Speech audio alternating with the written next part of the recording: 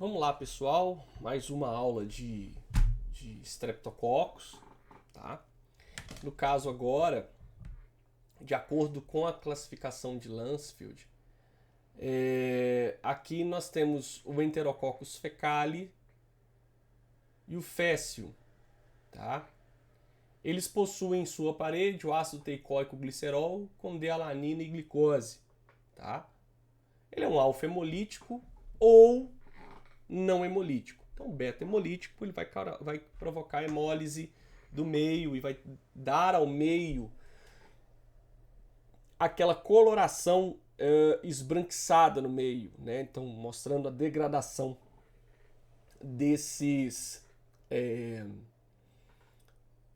componentes, desses compostos, melhor dizendo, pelos beta-hemolíticos, tá? Então, aqui nós temos dois principais tipos de enterococos, tá? Que faz parte da microbiota do trato gastrointestinal, biliar, vagina, uretra, boca, tá? Então, esses organismos, eles são encontrados nessas áreas quando a gente pega do solo alimentos, água e até mesmo animais, tá? O Enterococcus fecalis, ele é o menos propenso à resistência, tá? Mas existem dados na literatura que mostram que já tem grupos de Enterococcus fecalis resistente à vancomicina, tá? Nós vamos chamar de VER, tá? De um enterococo resistente à vancomicina, tá?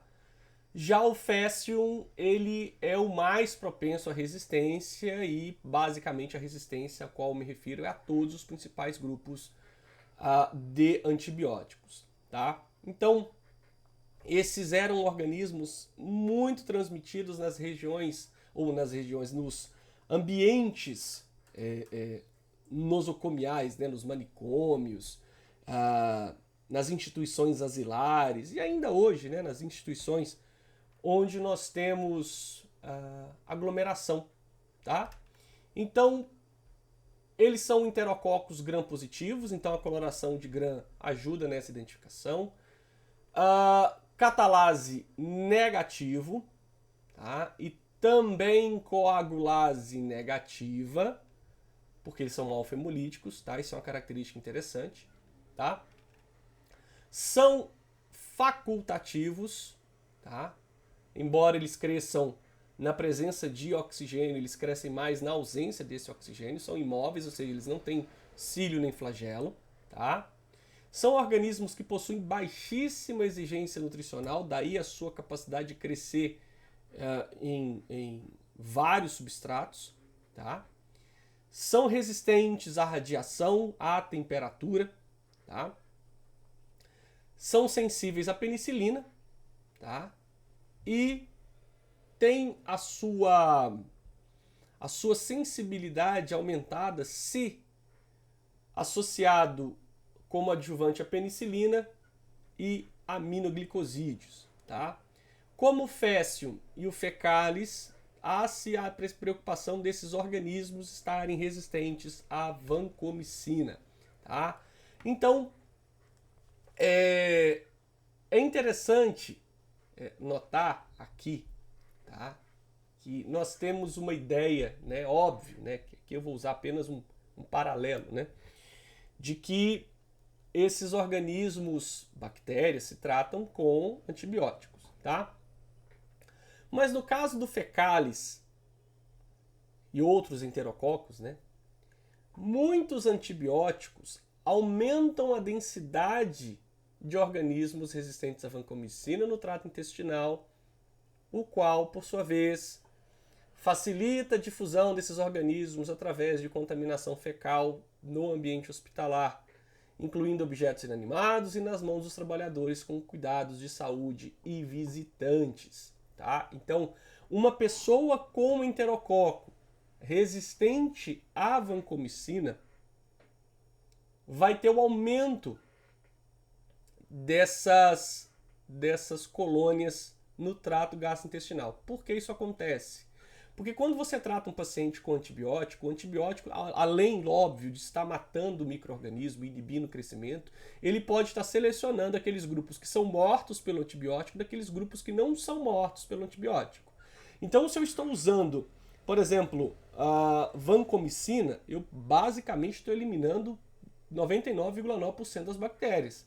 Caso essa pessoa tenha um micro-organismo resistente à vancomicina, esse organismo ele vai sobreviver.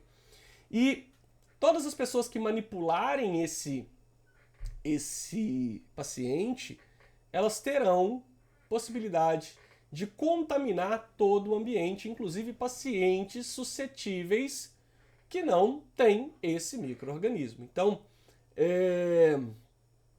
daí a intensa necessidade de todo profissional de saúde, todo profissional que manipula esse paciente, né, ou qualquer paciente suscetível ou suspeito de, porque todo paciente ele é suspeito em potencial de transmitir esses contaminantes, né? Há necessidade do cuidado desse paciente e com a higienização do meio, tá? Então, como ele é um alfa hemolítico, tá? Teste da biliscolina ou também, né, o teste da optoquina, tá? Que ajuda a diferenciar os enterococos dos estreptococos do grupo D, tá? Caso ele mude a coloração da bile, né? A gente adiciona bile bovina ao meio de cultura, né? Ao meio líquido para fazer esse teste, tá? E é um teste que só tem um problema, porque eu preciso de cultura pura para fazer esse teste, ao contrário dos testes de catalase e coagulase que eu posso fazer na própria amostra do paciente, tá?